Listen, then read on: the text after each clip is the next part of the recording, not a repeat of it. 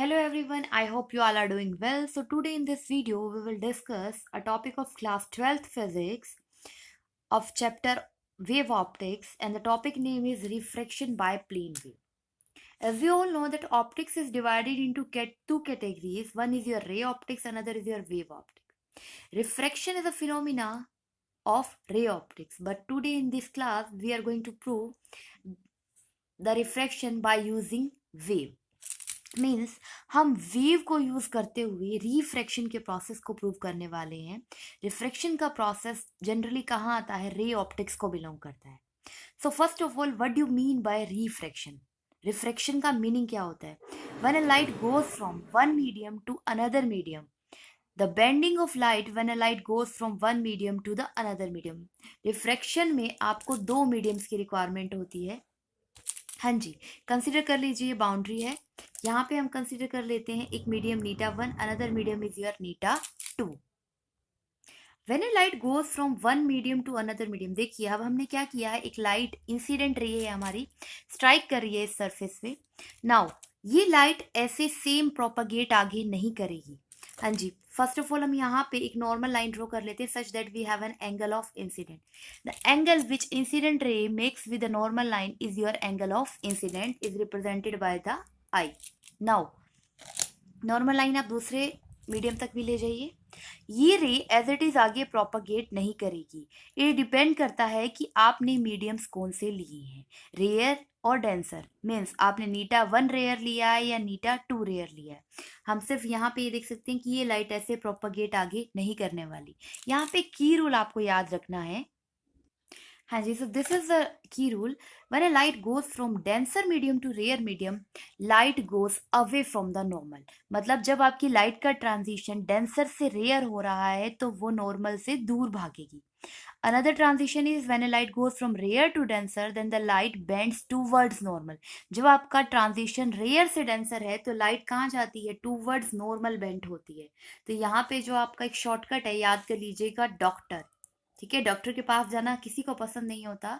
That means light भी देखिए, जब आपका डेंसर से रेयर का ट्रांजिशन है तो लाइट भी आपकी दूर भाग रही है. ठीक है, नॉर्मल के पास नहीं आ रही. One more important concept is of speed. हमें चेक करना है कि दोनों मीडियम में स्पीड में क्या डिफरेंस आएगा. देखिए, हाँ जी, तो first of all we are going to see your transition when light goes from denser to rare.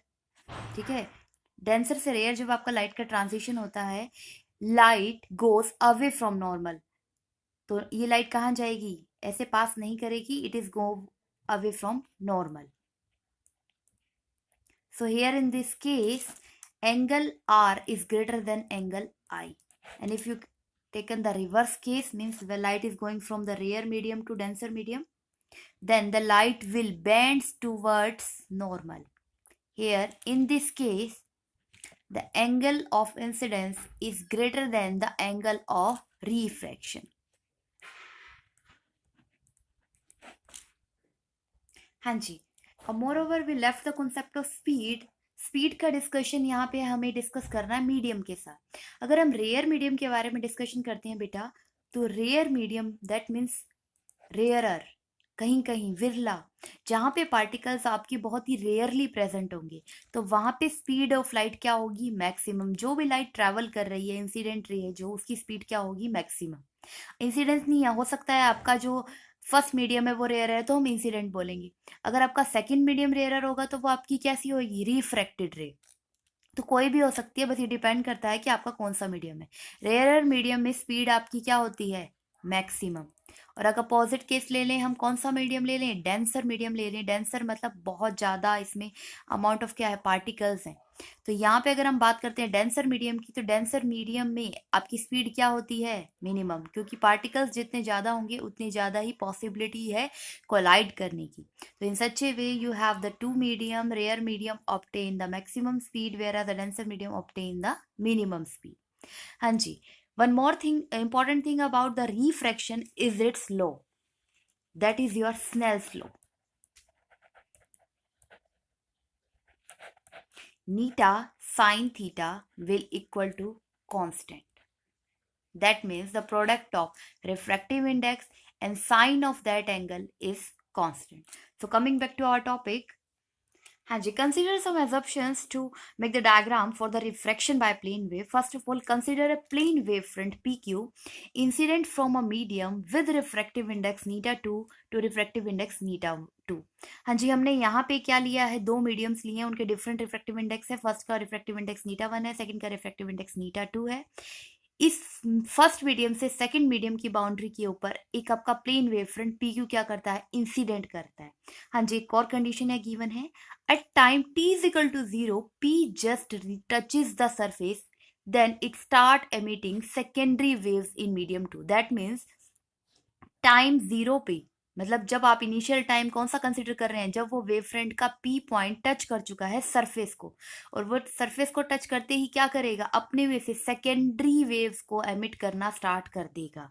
हाँ जी, ये किस लिए एमिट कर रहा है? According to Huygens principle, every point on wavefront behaves like a secondary source and start emitting spherical wave from it.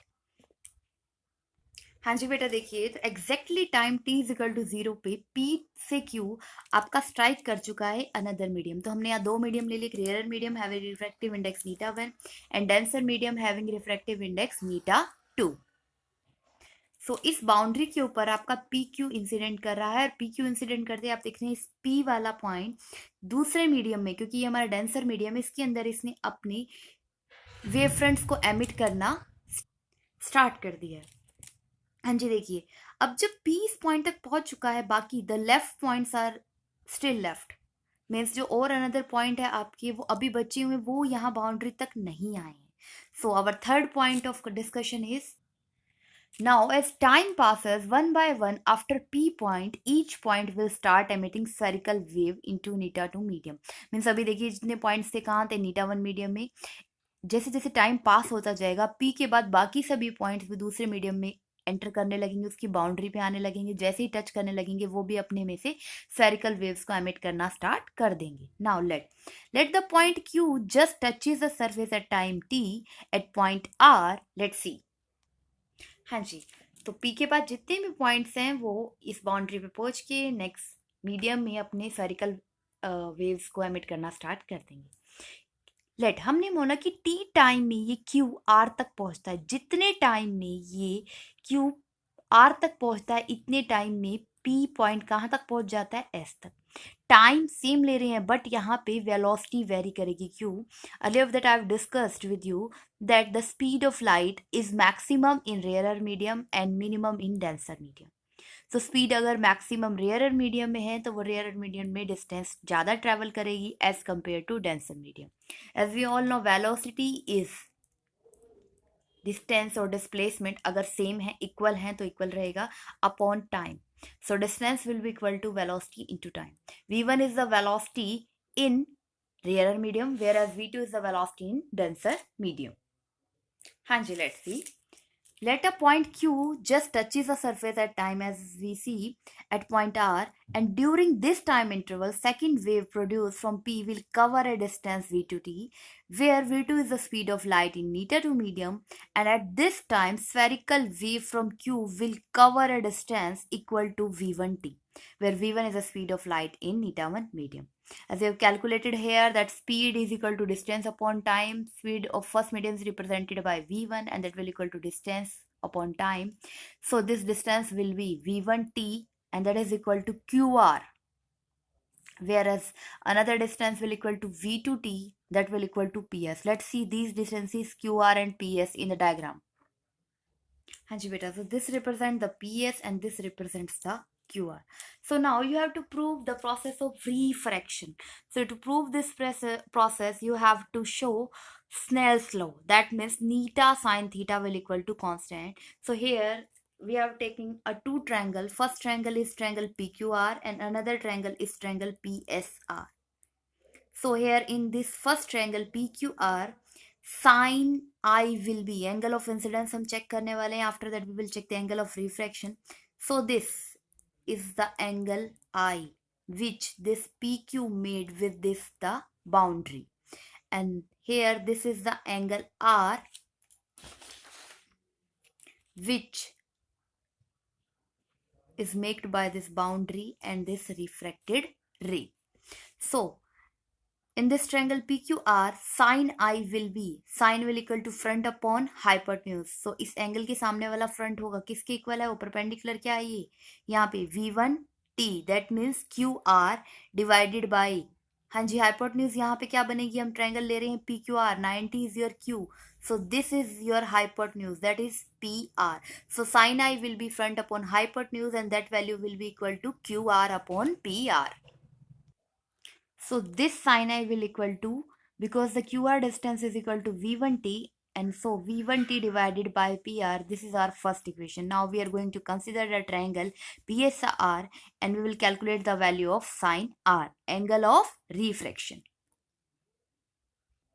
So in this case, when we are considering the triangle PRS, this is your angle of refraction. So angle के सामने वाला क्या हो जाएगा, उसका front, sin R will equal to PS divided by hypotenuse. Hypotenuse will be PR. So we have PS upon PR. PS will equal to V2T divided by PR. So this is the value of sin R. So here we are obtaining the equation number 2, which will equal to sin R, that it comes out to be V2T divided by PR. Now we are going to divide equation 1 and 2. On dividing equation 1 and 2, sin I upon sin R will equal to V1T divided by PR divided by V2T divided by PR. So PR से PR cancel हो जाएगा, T से T, you have sin I upon sin R will equal to V1 by V2. So sin के angles का आपका relation आ गया velocity के साथ, but you need the relation with refractive index. As we all know that refractive index will equal to C by V. So V will equal to C by neta. So here you can put V is equal to C by neta. In place of V1 you can write C by neta 1. In place of V2 you can write C by neta 2. So on putting the value of V1 and V2, you have sin I upon sin R, that comes out to be C by neta 1 and C by neta 2. C से C cancel हो जाएगा, you have neta 2 upon neta 1. On cross multiplying this equation, we have neta 1 sin I will equal to neta 2 sin R.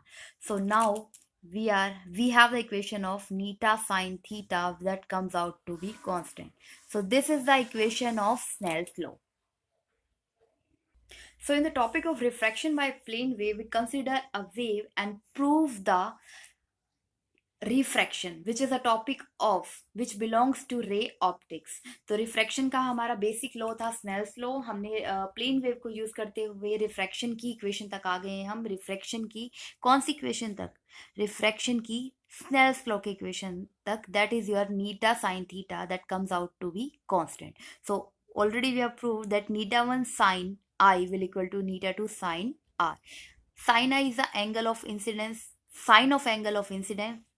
Sin I is the sine of angle of refraction. Neta 1 represents the refractive index of medium 1 and neta 2 represents the refractive index of medium 2.